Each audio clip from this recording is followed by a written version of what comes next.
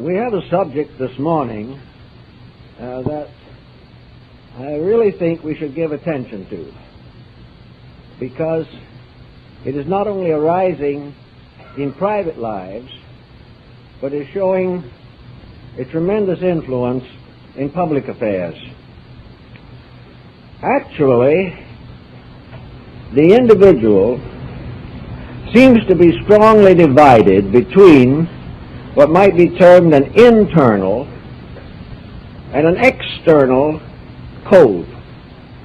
The inner life of the average person is not consistent in many instances with his claims, his pretensions, and his affirmations. Very often, people come to seek help in various ways, and most of them have been betrayed by their own inner subjective lives. There seems to be a kind of purgatory inside of us. One of the old Rosicrucian writers pointed out that the three worlds in which man functions are all also within his own body. And if he has heaven, earth, and perdition within himself, it is obvious that it will manifest through his conduct. Now, the problem that we have with the underworld of man's inner life is the tremendous intensity behind it, an intensity that is seldom questioned or censored by the conscious mind. There are pressures against which the average person does not seem to have any defenses. These pressures may perhaps be considered as karmic. We are born into this world with a lot of unfinished business. And in most cases, we are here to pay debts, to correct mistakes, to outgrow restrictions and limitations of character. But in many instances, the mistakes are not corrected. We continue to live with them. We continue to be dominated and influenced by them. And until we are able to control the inner part of our own lives, the outer part will not function very smoothly. We will have trouble all the way along. An example of this, for instance, we can find in the educational world. The average person is considerably influenced by education.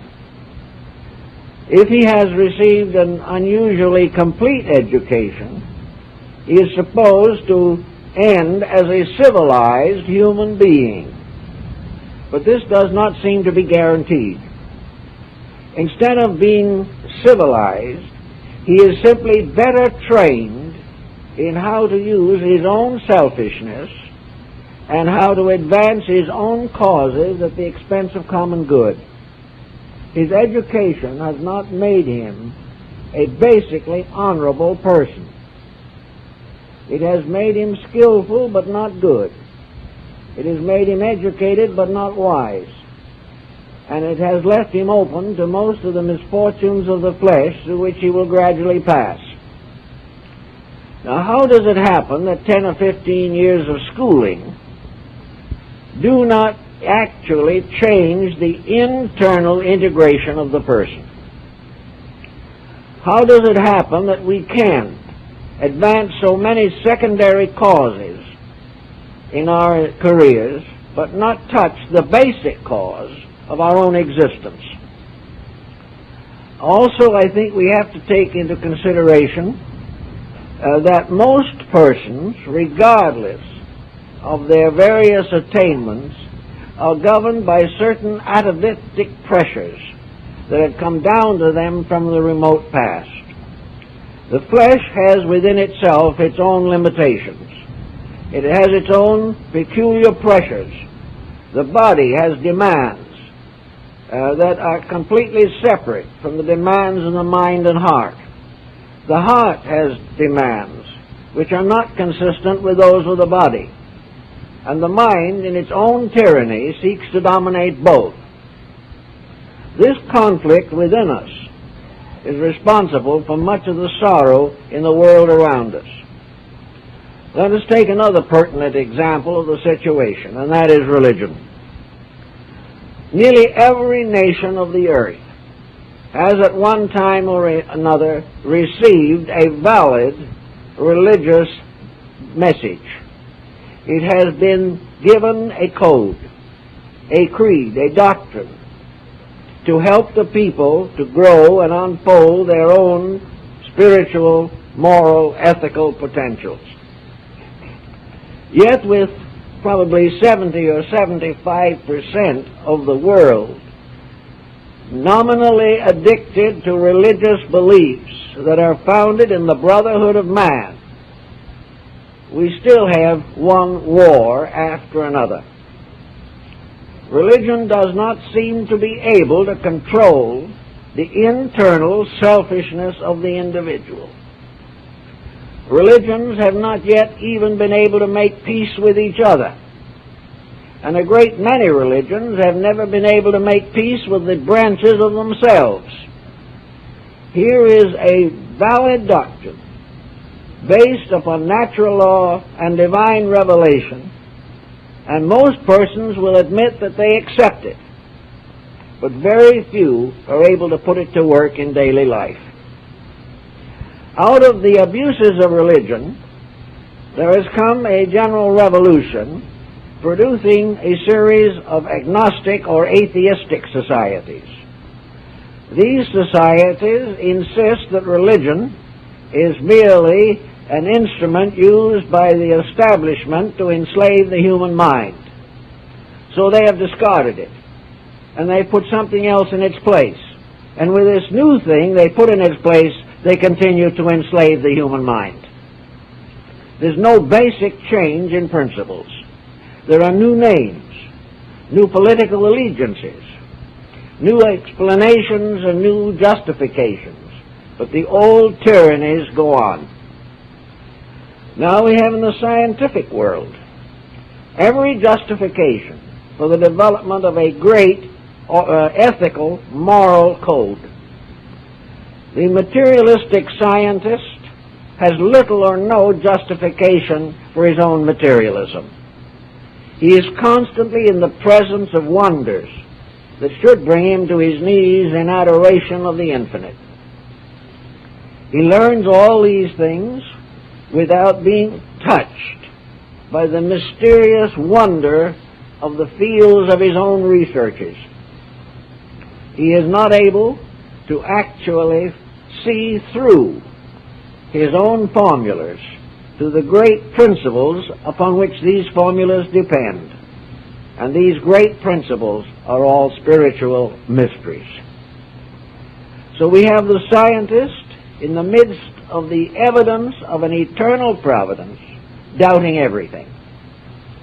We also have in the forms of government, there is no nation that has not received some revelation, either out of religion or philosophy, as to the proper methods of government.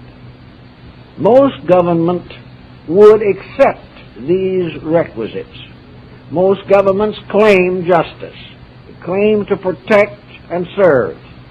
Most leaders admit that they are the servants of their own peoples.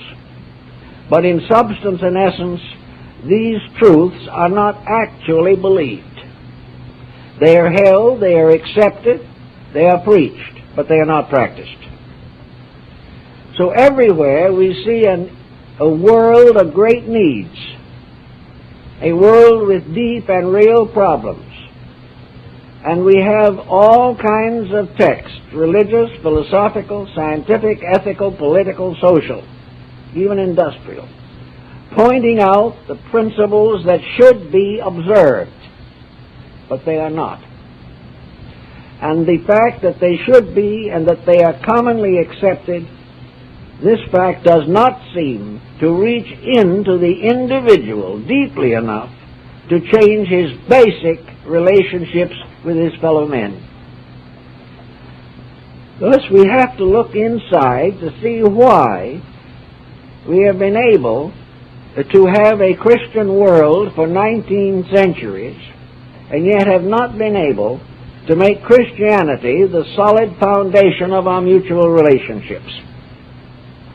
How it happens that we do acknowledge a religious value in life. Our cities and communities abound in churches. Many of them are very gracious and beautiful beliefs, and not a few of them are strongly supported not only by the average parishioner, but by persons of wealth and influence.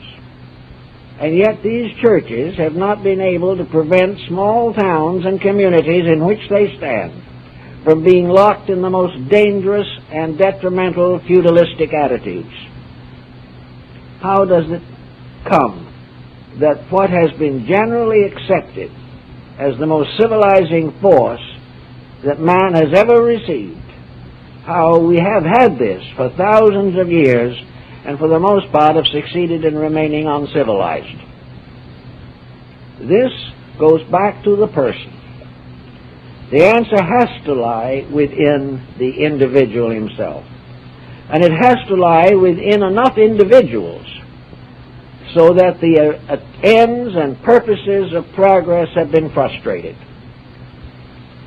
Now, we know that we live now, especially now, in a time when the private citizen is not especially qualified to make major changes in social problems. We have certain influence. We have the power of the vote. There are things we can do. But the great problems that confront us seemingly are beyond the control of the average person. He can only endure. He can only hope. And he can only give allegiance as far as possible to those principles which he regards as best. And he's not always very successful in doing this. You go and work with some of these people as individuals, and you find that many of them have studied deeply. Many of them have given a lifetime to esoteric matters. Some have become proficient in astrology. Others have gone into other phases of research, into alchemy, and into all kinds of Oriental philosophies and religions. They have devoted a long period of time to the study of natural laws, as these are exemplified in the great spiritual teachings of humanity. Yet with a lifetime of such background work, with the ability to quote great authorities, with a definite allegiance to these authorities, most of the persons thus equipped are unable to handle their own affairs. They are not capable, apparently, of taking what they honestly believe and using it as it should be used. The question is why? The answer is the tremendous imposition of self-interest. As Buddha pointed out 25 centuries ago, the individual who is primarily concerned with himself is lost from the beginning. And no amount of education can help him until he gets over his own self-centeredness. Self-centeredness seems to cause the individual to cheerfully contradict his own ethics if it seems that it will produce some personal advantage for himself. Now, wherever compromise of this kind exists, its folly is based in the area in which the compromise occurs. Nearly all compromise is for the purpose of improving immediate material situations. In other words, compromise is the compromising of spiritual truths to advance material ambitions.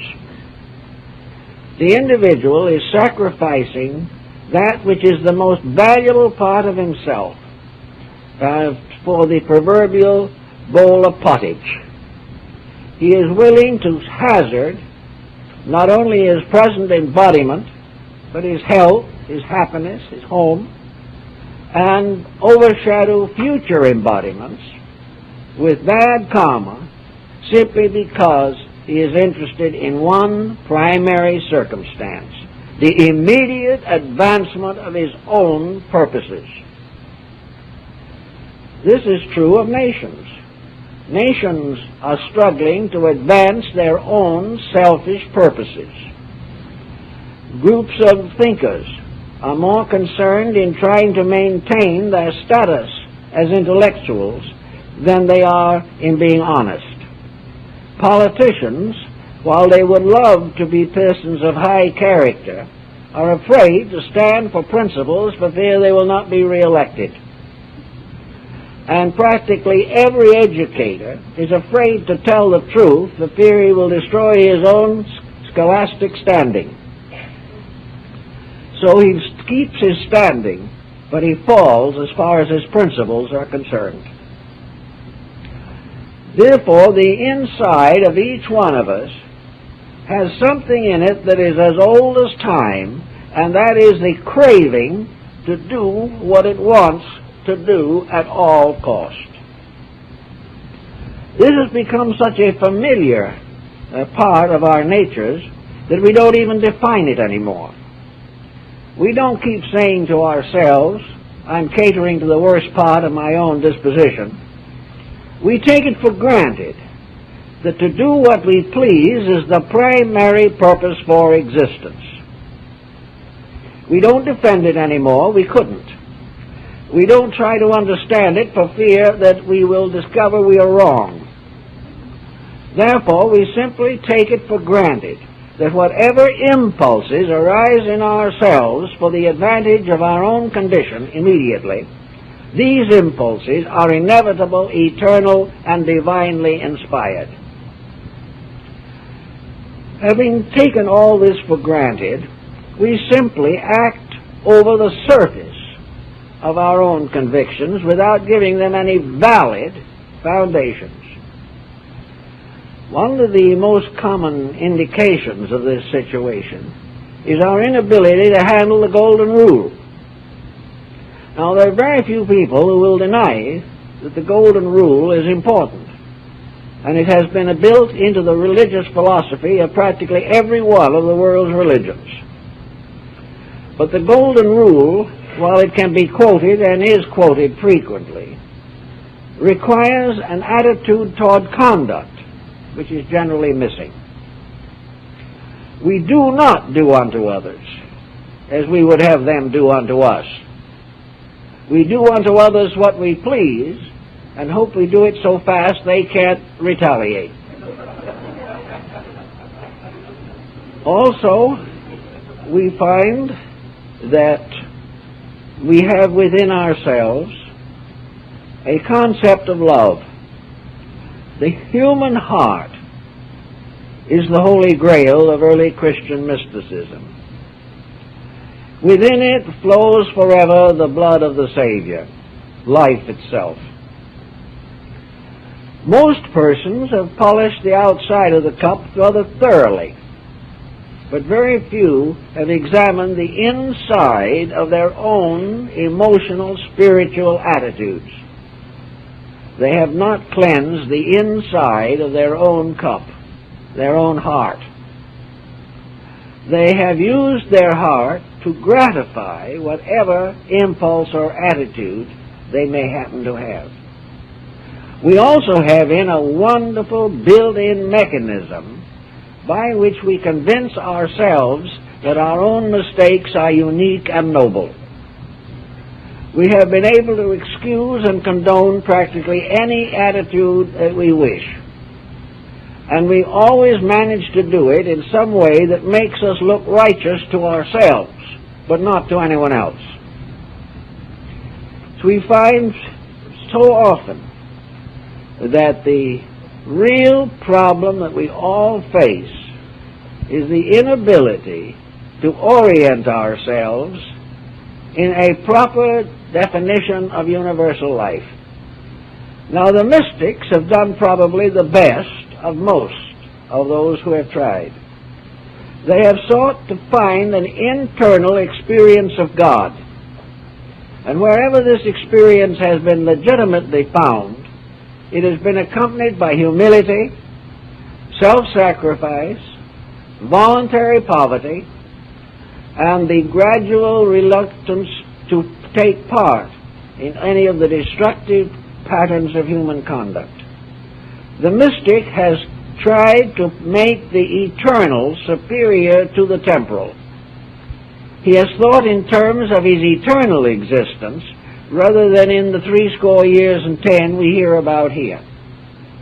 The mystic is the only one who has recognized a universal citizenship and has realized that the laws of the universe take precedence over any of the laws or articles which have been compiled by mankind for external purposes. The moment the laws of a nation depart from the laws of nature, that nation is in trouble, and we're in desperate trouble now. The moment the laws of integrity fail within the individual, he is in trouble, and he is in deep trouble. And of course, the way the universe operates, there is a definite relationship between the misfortunes of society in general and the causes which have been set up by individuals within that social structure. The type of world we live in is the kind we have earned. And because we have not earned peace, we do not have it.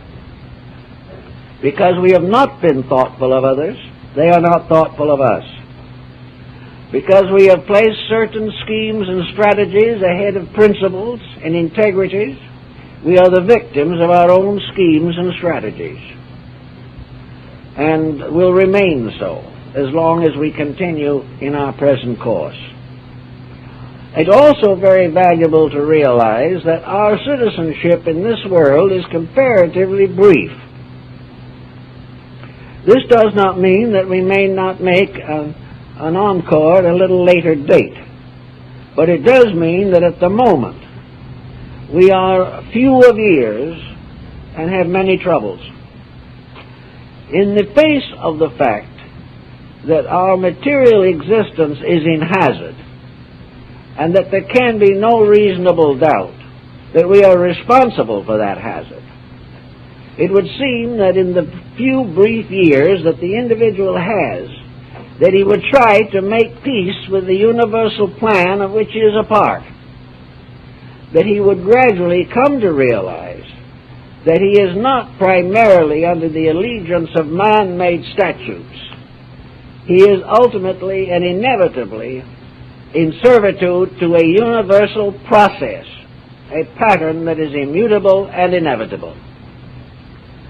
To sacrifice a little of the so-called passing comforts of this world in order to assure oneself of being on the side of that which must ultimately be victorious, it would seem that in a moment of this type we would begin to give serious thought to the correction of our own internal arrogance or misunderstanding.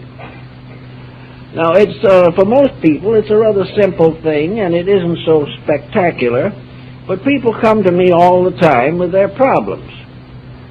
They proceed to explain why they cannot get along with their relatives, or why they are worried to death because one of their children is planning to marry into another religion.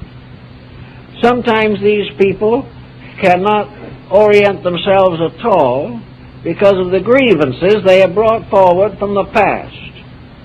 Individuals who claim to be emancipated from all personality will spend hundreds of hours giving the most detailed explanation of their own misfortunes. They never get over a grievance, and they seemingly have very little skill in remembering the countless good things that have happened to them. Grievances take precedence. The individual who has suffered a little has very little time left to think about the wonderful things that have happened, or to realize that many wonderful things have been spoiled by his own attitudes. So he comes and seeks consolation of spirit, while at the same time clinging to every prejudice that he has. Determined that his own way will be supreme, He condemns all the candidates for public office, has trouble with all his acquaintances, cannot get along with his children or their children, and settles down to the point of plain suffering, not over the problems that are real, but the problems he has created for himself. You tell this person that this is not a very good religious attitude, and after listening to these stories for hours and pointing this out to him, he will smile at you pathetically and say, the one thing, of course, I don't hold any grudges. My problems are real, and I have been more than patient with them. I have put up with them for years and suffered for them every moment. And that person is grateful that in their own heart they love everybody. In fact, they do love almost everybody they've never met or heard of. Now, how does this happen? How can people go through an experience like this and see nothing? How can they forget what they're actually saying while they're telling it to you? How can they break the middle of a complaint to say that they never complain? The answer has to be one thing. This something inside of them has become so inevitable, so irrevocable, and so unchangeable that it is no longer even considered as a factor in anything. It is an inevitable. The individual with a difficult disposition regards this as an eternal endowment for which he cannot be blamed, which forces him to do things that he does not want to do, but he has no power not to do those things. This brings us then to the underworld problem in our own natures. For somewhere lurking inside of ourselves is this blind spot which simply cannot permit us to work together, think together, live together, or love each other in a decent manner. Why do we have this? I've watched it and listened to it and thought about it, and it seems to me that in all probabilities most people are born with dispositions. Being born with them, they have never known the absence of them. They have taken it for granted that their disposition is themselves, and this is not true.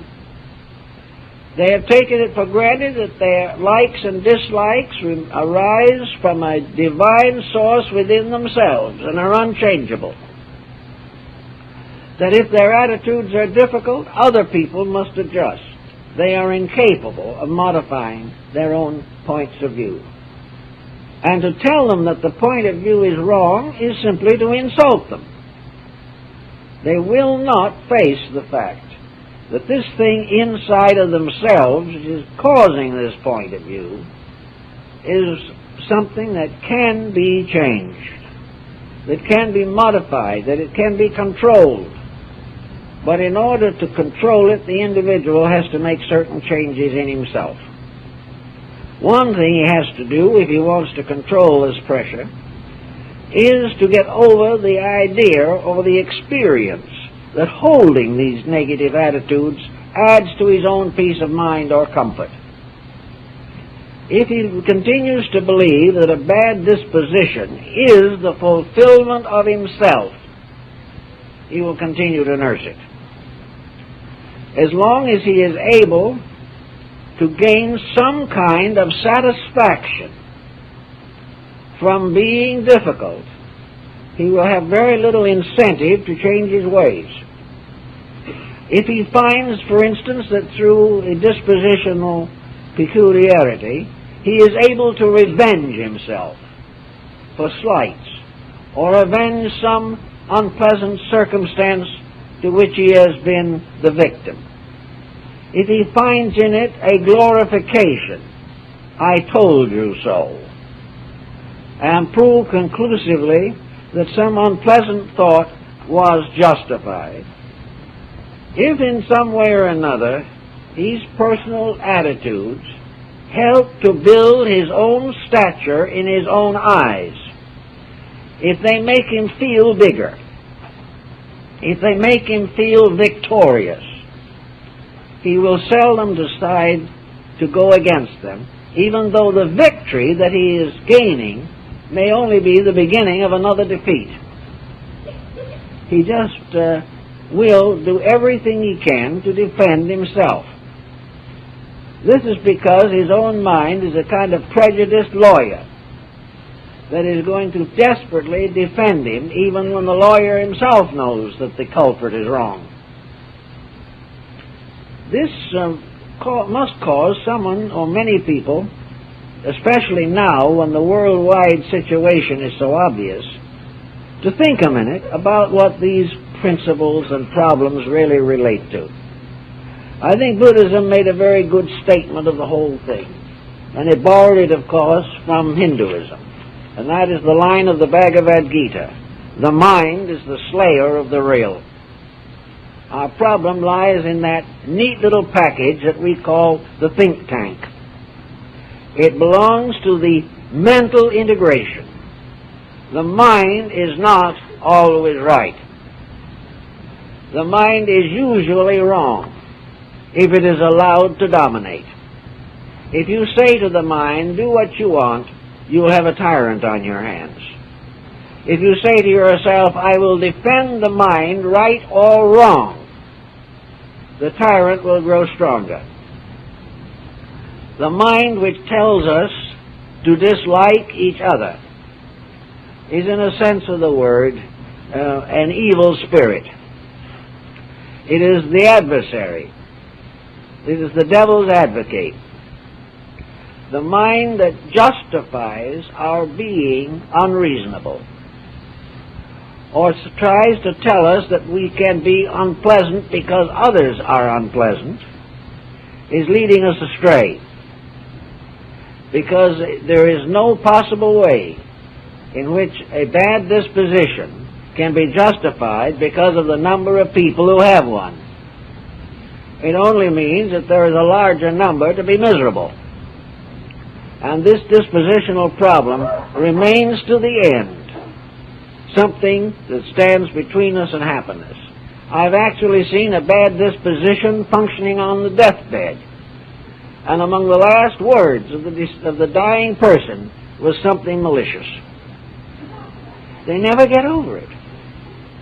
In fact, they like to assume that they're going to leave behind them something else to cause a little unhappiness to others. And when you try to find out why, you learn that other people have made them unhappy. So it must be passed on as a heritage to burden humanity for the rest of its existence. If we can get away from the idea that the mind is infallible, and also if we can get away from the pressure which the mind immediately sets up, before the other person has finished a sentence, our mind has worked up a way of refuting it. We can hardly wait to tell the other person he's wrong. Sometimes we can't wait. It can be very embarrassing on occasions, too. But if we could gradually recognize this problem, we could maybe do something about it. But to still the mind, to be able to do what it says in the Scriptures, be still and know that I am God. If we can stop the mind from its multitudinous little conspiracies, if we can no longer allow it to be a yes man to our own personal desires, we can do other things and do them well. In the Orient, the answer has always been the same. Quiet the mind down. Gradually detach the mind from personal advantage. Tell the mind for once and for all that we are not primarily concerned in doing what we want to do at the moment. This is an interruption and an interference. That what we really want to do is what is best for us for all time. We are not really interested in winning an argument. What we are really interested in is living an example of integrity. Now, sometimes it takes a lot of work to get the mind to believe that. And one of the reasons it doesn't believe it is because we have failed so often to live up to a good idea. We have made a resolution and broken it before we've finished telling the name of it. It's like New Year's resolutions. Very few of them last until Washington's birthday. The individual has broken down his own defense mechanism so often that he is no longer even sure that he can keep his own promise or that he can do what he was supposed to do in the first place. The only way in which you can get the mind away from these problems is either to channel it into other directions or else learn to quiet it down. Learn to discipline it and realize that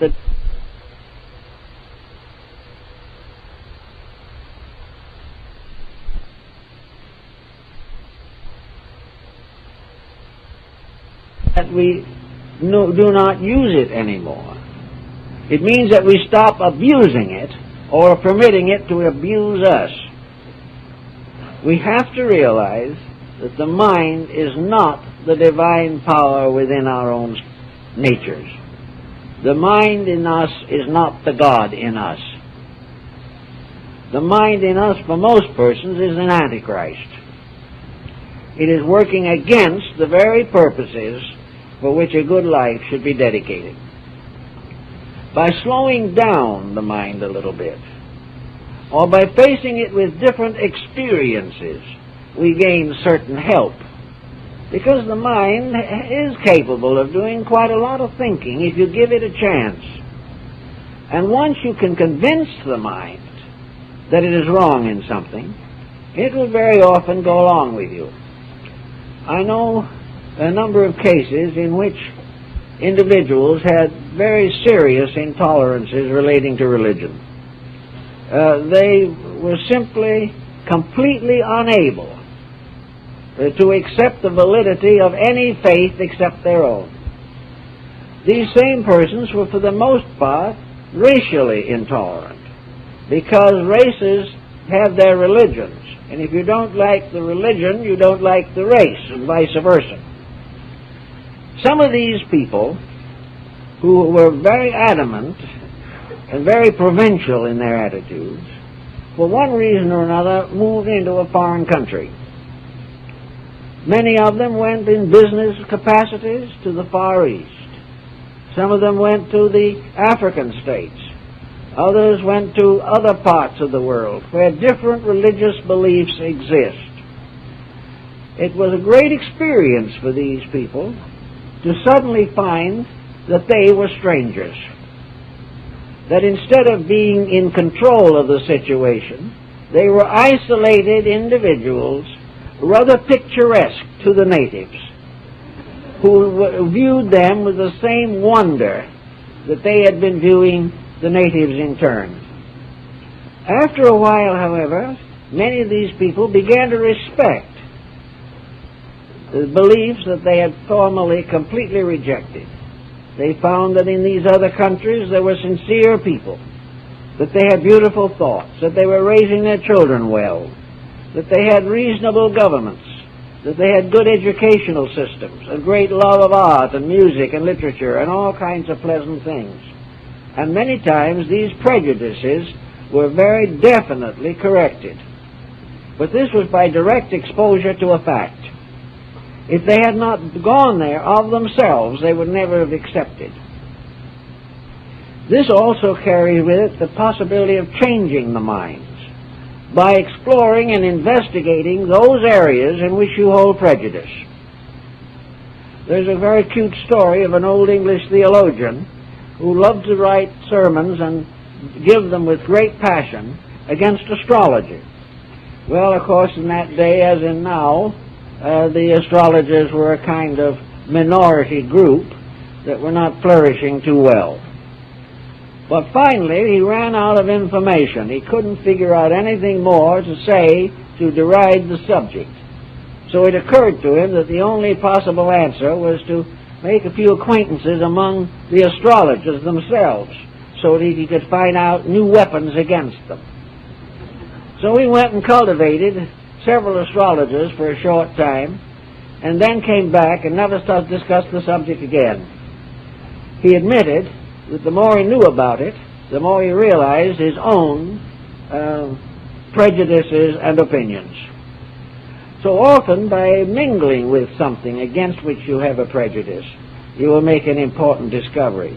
But only if you will use every possible internal resource to prevent the prejudice from anticipating the changes and leaving you without a clear mind to do your own thinking.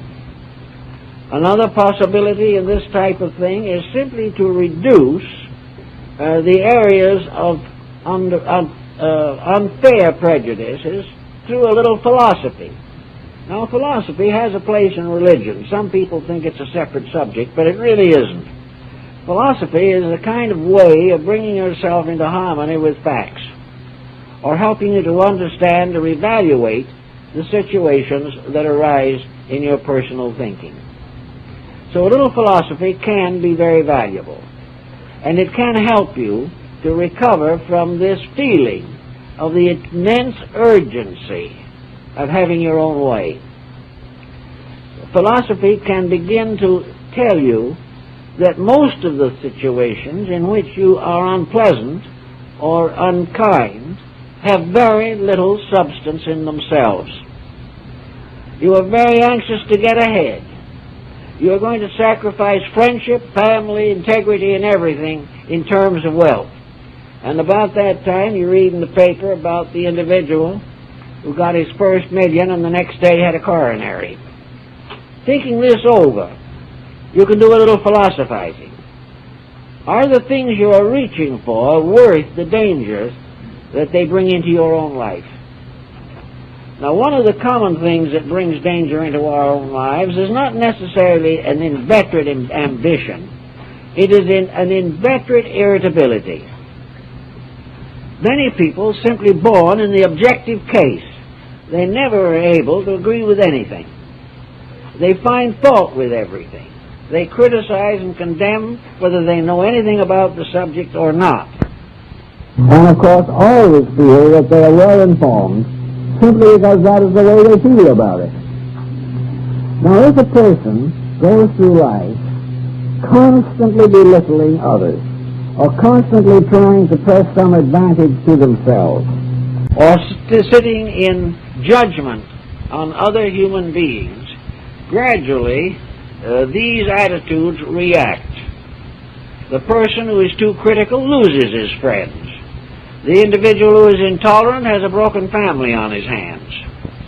And one by one, the good things of life are killed out or suppressed by this constant nagging or this constant fault-finding. What does this do to the health?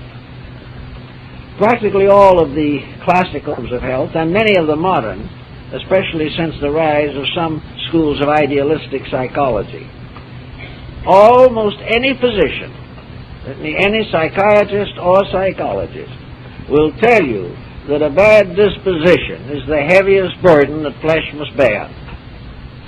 The individual with the greatest chance of having a happy and healthy life is the one who is by nature kindly, generous, and optimistic. This doesn't mean that the kindly person cannot suffer occasionally or will not have moments of difficulty. But it does mean that if the grand pattern of life is friendly, health will be better. There is less likelihood of high blood pressure. The functions of digestion will not be so interfered with. Hatred, suspicion, condemnation are toxic, and they are more dangerous than any microbe that we could possibly run against. Everything that destroys peace of mind threatens survival. And too many people have suffered from lack of this type of personal integration, which overcomes this type of problem. Now, you will find, and I realize that the mind might bring this up as a strong defense, that you will find people of very advanced years who have nasty dispositions. It's not necessarily limited to the young, nor does the disposition always cause the person who has it to drop dead. What it does do, however, usually is make the individual who has it wish he could drop dead, an attitude which may be shared by his associates. To live along without some form of internal peace is simply to prolong the process of dying. The individual dies the moment he cannot face life cheerfully. And the dispositional factor is too dangerous to be endured in these times. We all need peace of soul. We all need quietude within ourselves. We need a unity of our own resources, that this inner part of our own lives will not betray us and will not keep us in a constant state of agitation and annoyance. Actually, the Oriental discipline of Zen has been a great help to many people, although it's perfectly possible to practice this type of thought with any religion. In fact, every religion is basically founded upon it, because every religion is founded upon the dignity of peace. And wherever peace is violated, the true spirit of faith is lost. So to try to work out these problems, you have to a measure at least, reduce the temptation to annoyance. Now, I've talked to people about this, and they say frequently that they'd love to do that if the other person would stop annoying them. It always moves to the other person. But no one person can be annoyed completely by themselves. There's an old Zen koan about that, and in which it says something about the master telling the disciple, "Now clap your hands together." The young man did so. After a few moments, the old master says, "Now clap one hand." And the youth didn't know what to do about it. But the two people involved in an annoyance cannot function if one of them is not annoyed. And if you can't change other people, and you can't usually, you are the one who had best not be annoyed. And you can escape annoyance in many ways. First, you can escape it on the grounds of its triviality. A little thinking and the annoyance may not be worth anything. Another way of escaping it is to consider that an interruption may not be a difficulty unless you permit it to be one. Another way of avoiding annoyance is trying to understand the other person and what they are going through.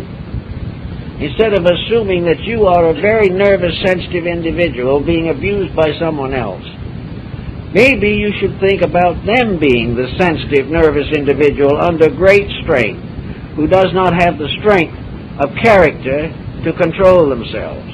If such is the case, then your strength of character should control you. Little by little, you can philosophize yourself out of a great many of these situations. But of course, there's always this pile up in the background, that all of the philosophizing is simply ways of trying to convince you not to do the things that you should not do. And the implication may not be strong enough. It is always there, this strange pressure within all of us. The pressure that goes back perhaps to the beginning of our human existence, or goes back far into the dawn of the forces which brought forth the humanity that we know today. That every part of the being, seemingly, is under the pressure of self-will. And as the Zohar says, because of self-will, so fell the angels. Self-will is the will to do what you want. And some way it must be brought into harmony with the divine will, which wills that you should do what is necessary. Necessity is the final guide. And necessity tells us that only through integrity can we survive. If you have some of these little problems that are annoying you, you can start in by settling quietly down somewhere once in a while and try to think through one of these problems. Why do you have these antagonisms against people? What have these people done to you that causes it? Sometimes the antagonism is simply due to an editorial you read in the newspaper. Sometimes you have been convinced by the commentators that there is some group that you are justified in disliking. You always have the right to censor your associations. If there's something you do not believe in, you do not have to say that it is right. Nor do you have to follow a certain Pollyannaish idea of trying to see good where it isn't. This is not required. The thing that is required is that if you cannot support it, leave it alone. If you do not understand it, put it to one side until you do. Do not agree with anything that is wrong, but do not allow yourself to become emotionally involved in prejudice, criticism, and condemnation. It is one thing to quietly say, this I cannot accept. I cannot accept it because, and then give yourself a good reason. This is perfectly right. But when you dramatize it, get yourself all worked up over it, try your best to force other people to join you in the attitude, and also, when it comes to exact discussion, find you cannot support your own position, then it is best to relax and save your energy. I heard quite an argument not too long ago about two very opinionated people. And it had reached the shouting standpoint. Of course, in our culture, you don't go beyond shouting unless you have strong political feelings. But in this case, the argument suddenly stopped in the middle of something, and one said to the other, "Prove it." "Where did you get this idea? What does it come from?" "Prove it." The other person couldn't prove it. They were 2 hours of argument far away from proof. It might have started with a small bit of evidence, but by the time the question came along, the evidence was forgotten. It was pressure, force, the inevitable belief that if someone makes a statement, we must object. So when you are in problems or some of these problems, prove them to yourself.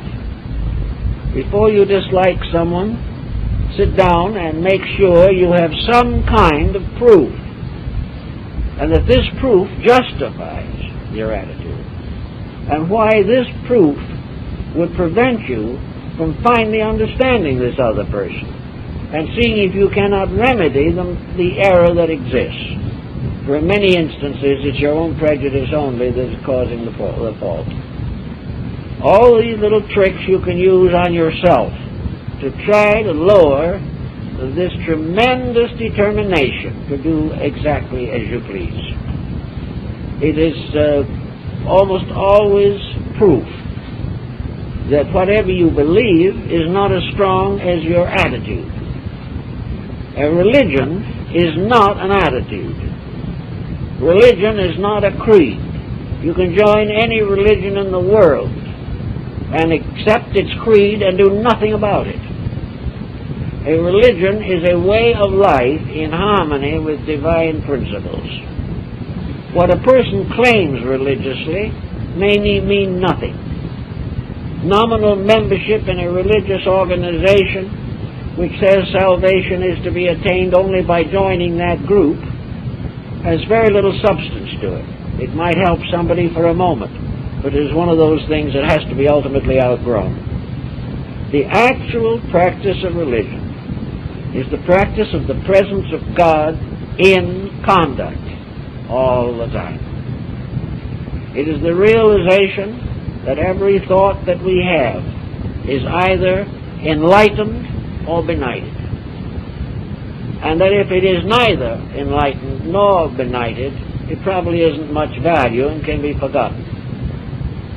This attitude of religion is to be determined solely by the fact that religion binds up wounds. When it creates them, it is no longer religion regardless of what it is called. We have had thousands of years of religious wars. We are threatened with more. We find individuals believing in the brotherhood of humanity can't get along with their neighbors. All of these people claim some kind of religion, or ethics, or morality, or integrity, but they cannot demonstrate it in daily conduct. And any religion which enables us to keep right on disliking everything we disliked before, criticizing everyone we criticized before, and continuing the pressured efforts to achieve our own selfish ends, while these things are present, whatever religion we believe is shortchanged badly. It's a matter of putting it to work. Now, putting it to work is not as difficult as it might seem to be.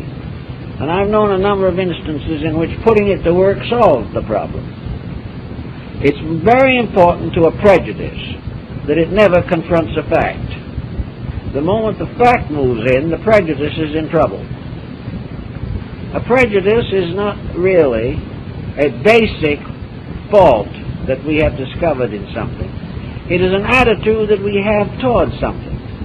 Now, if another person or situations are so morally or ethically delinquent that we cannot accept them or cannot reconcile with them, then the only answer that we have in most cases is to leave the solution to the law. The power of heaven will take care of it. The Chinese knew this long ago. Leave the impossible person to heaven.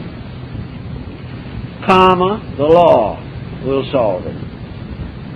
Day by day, that impossible person will find it more and more difficult to maintain their own wrong attitudes. We cannot change other people. We can try. Sometimes we can help a little. But if a situation is too deeply ingrained, the law must do it. We live in a universe in which law is ultimately benevolent in every form. There is no selfishness, there's no willfulness, there's no prejudice in universal law. The purpose of these mysterious processes of nature are that happiness, security, integrity, and perfection shall come to all that lives, and it will come. If we can help a little, that is good. But if we cannot help, there's no sense in hindering. So where we do have an opportunity, we can study to find out how we can smooth out our own intemperances or intolerances and prejudices and bigotries and find a way of life that is not only useful to us, but the final sermon. For the final sermon is example. We cannot expect children to profit from parental advice unless the parents are keeping that advice themselves. We cannot expect to be respected by our associates if we do not keep the principles we claim. We cannot help people in trouble unless we have demonstrated simply and clearly that we have passed through such troubles and have come through with a better and deeper insight. The end of all difficulty is to strengthen insight, to give us greater foundations, greater securities, greater bases for personal integrity. We can, therefore, set a good example. And if we are able to follow the Golden Rule, if we are able to follow the Sermon on the Mount, or its equivalent in other religions, we can then be at peace with those who would despitefully use us. We can return good for evil. But most people just can't quite get around to that. When they're hurt, they want to hurt someone else. When they feel they're unjustly treated, they must turn around and do an unjust deed in retaliation. This is not right. If you are mistreated, then the problem is to settle down quietly and find out what the facts are. It might be a common mistake. It might be something that has no foundation in depth whatever. But whatever it is, find out how you can face it with justice, but also with complete mercy. The quality of mercy is not strained. And in all things, justice and mercy go together. We can judge other people, but if we judge them without mercy, we are simply endangering our own blood pressure. It is very important for us to try to justify the minor mistakes of other people. When you find someone as a little unpleasant or a little uncertain in disposition at a certain moment, try to instantly and inevitably wonder what problem they are facing. Instead of taking the attitude that they're unpleasant, try to understand how perhaps you could do something to help them. Try always to keep a constructive point of view. If you can do this, you will gradually recondition your own ambitions. The greatest important transfusion of good feeling that we have is a marvelous ability to transform ambition into aspiration. Ambition is the personality struggling for its dignities. Aspiration is the soul seeking truth. And this search for reality is finally the great journey of life. It's nice to have an adventurous career. We are none of us too fond of monotony. It is wonderful to have something to look forward to, something to build toward, something that will give us deeper satisfaction than we have ever known before. And in all cases, this is tied to aspiration. Aspiration is the impulse to become better, to become more like truth, to allow more of truth to move through ourselves. Aspiration is a continuous unfolding of becoming. It has nothing to do with the gradual accumulation of possession. It does not follow that aspiration must be poverty-stricken, but aspiration must be so dedicated that whatever it possesses is properly used. Ambition does not guide usage.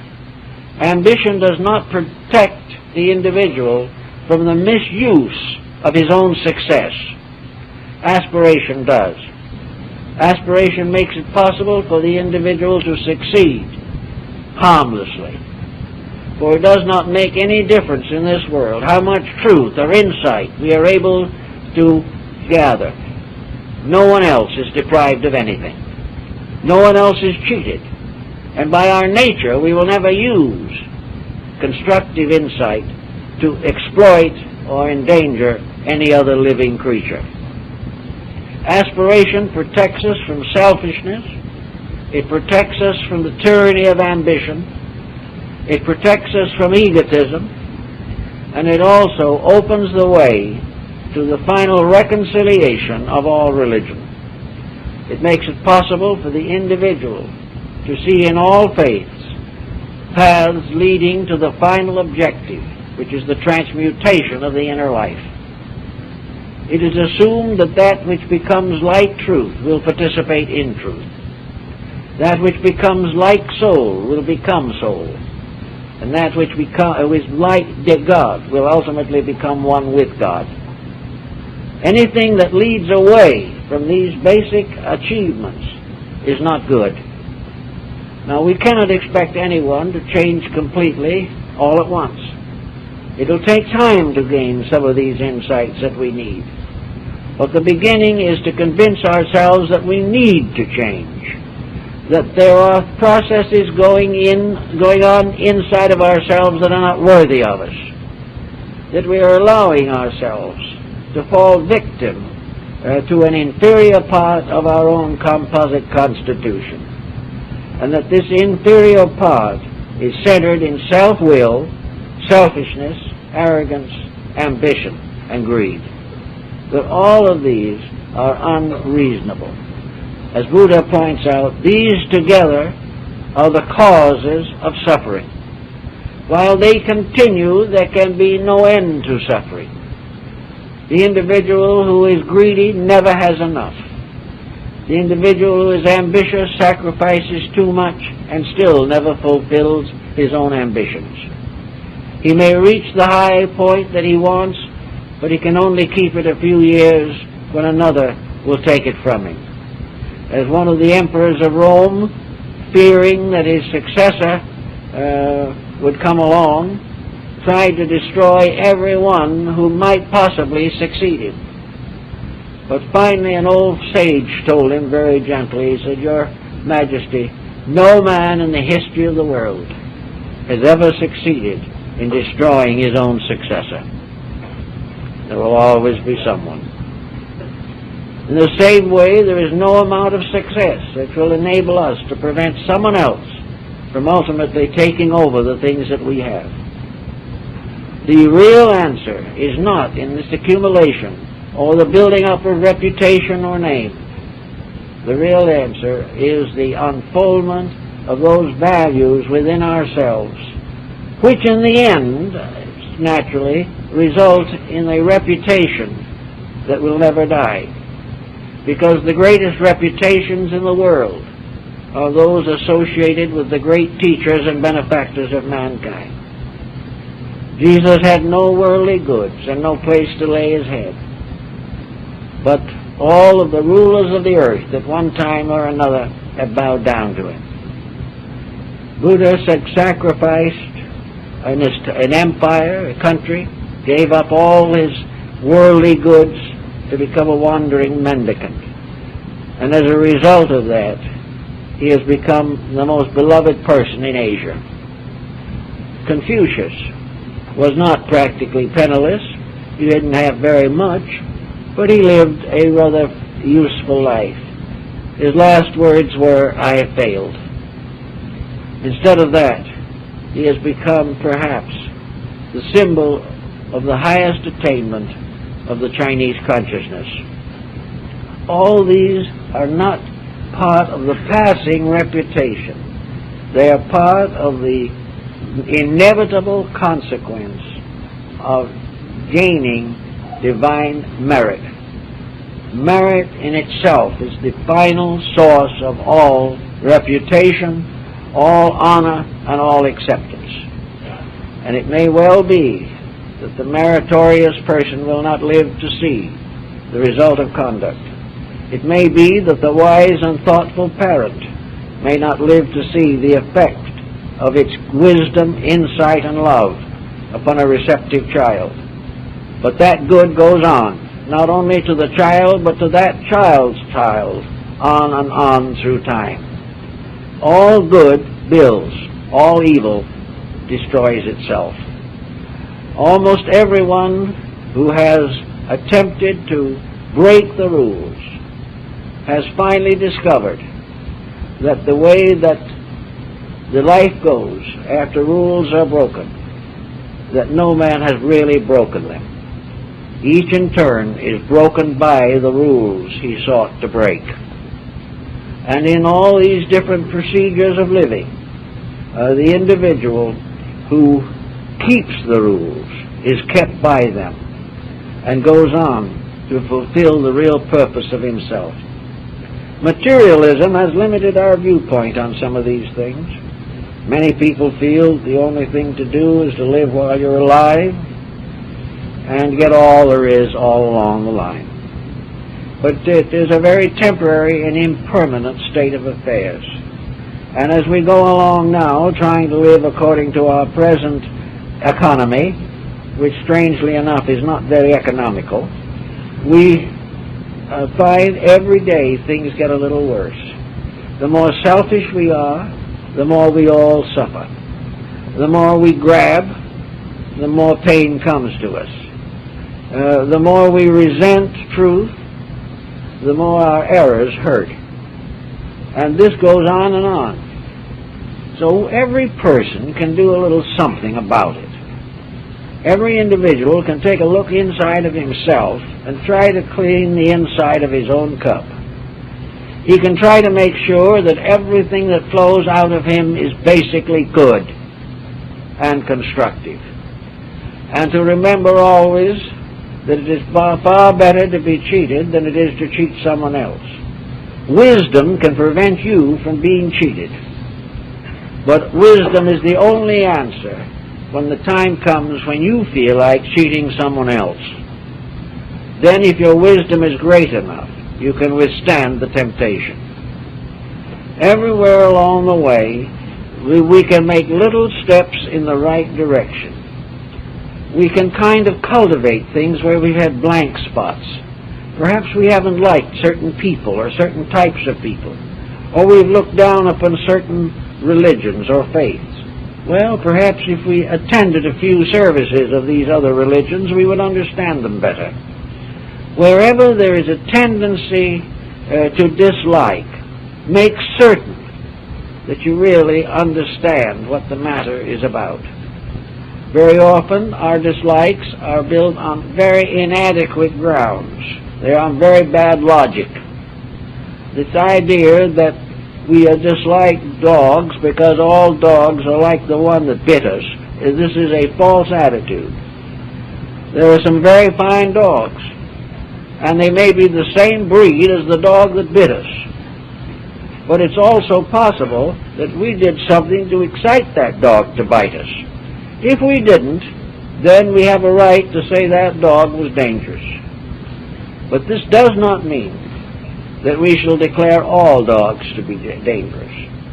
A member of some minority group cheats us, and because this one person has cheated us, all that group is condemned together. We don't like the attitudes of certain religious groups, but we do not realize that these attitudes, while they are supposedly common, may be quite unique. For in most cases, believe it or not, other religions are made up of people very much like ourselves. And all the various faults that we find in some faiths are not any deeper or more insistent than the faults in our own, which we have overlooked for ages. So everywhere work for reconciliation. And you will find that in this reconciliation you will have fewer headaches and many fewer heartaches. You will have much better relationships with life. And you will have freedom from all of this wasted time and energy. Actually, mental pressure has as one very definite aspect nervous tension. The individual gets nervous and excited and irritated and starts shouting and screaming about something when they're just nervous.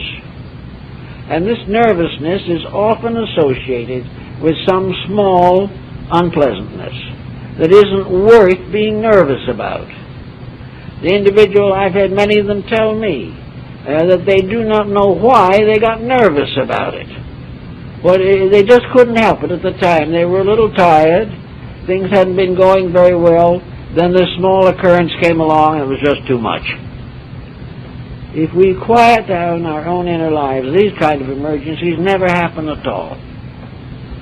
The most natural and easy way to complete any job is, in a sense, to allow it to complete itself.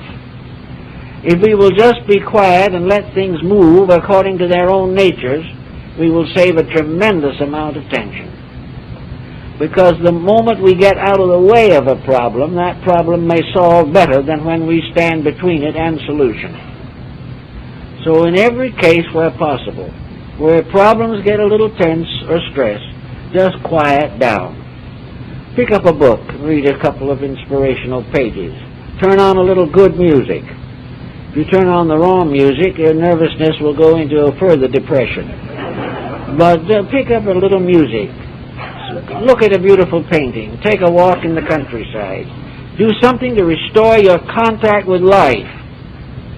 And recognize that we are all living in a wonderful universe that we are doing our best to spoil. And each individual lives in his own little universe, which he is doing his best to spoil. And the spoilage is becoming general. And we simply can't afford it. It is unreal, unspiritual, and cruel. So when the next time you have an idea that you've got to go out and gossip about someone, or you've got to tell for their own good somebody else all is false, or something of this kind, just quiet down and look inside and see if you can find the machinery and the wheels turning in there that make it so easy for you to follow that procedure. Find out, if you can, how you can transform the function within yourself so that it begins to cherish good, begins to look for good. It won't always find it, but in many cases it can find good where previously it has found tension and stress. Here there is a certain value in constructive thinking. But constructive thinking too often is concerned merely with the gratification of some personal desire. We want something. So constructive thinking is to tell ourselves that we're entitled to it. Well, maybe it helps. It certainly does if the individual has a serious inferiority complex. But constructive thinking is not merely a form of self-gratification. Constructive thinking is the realization of the divine power in life. It's the realization that truth rules all things. It is the realization that justice is inevitable.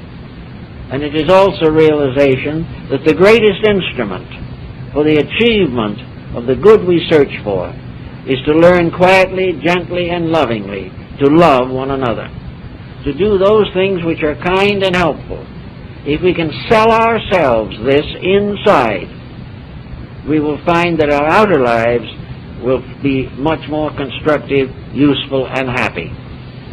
And as we approach a symbol of resurrection in the Easter Sunday that is to come, let us see if we can't restore something of the divine purpose in ourselves, so that into this cup of our hearts can flow the blood of salvation, that we can become instruments for the dissemination of reality, rather than to permit ourselves to be nagging little creatures. We have simply not claimed our birthright, because we were born to do good. And as soon as we really realize that and start living accordingly, there'll be a lot more good in this world. Well, I guess that's all there is. But I'd like to make a special announcement at this time. On Good Friday, April 4th at 9:30 a.m., the library is going to present one of my taped lectures. We're going to play a tape that was made some time ago on the subject of Zen and the harassed housewife. Now that has, it seems to me, a kind of message that ought to be good for a major symposium of some kind. At 7:30 p.m. on Good Friday, there will be a showing here of two films. One on Petra, the red city of Petra, and the other on Ceylon. These two films will emphasize religious and philosophical elements. So you are invited to these two special activities on Good Friday. Thank you very much.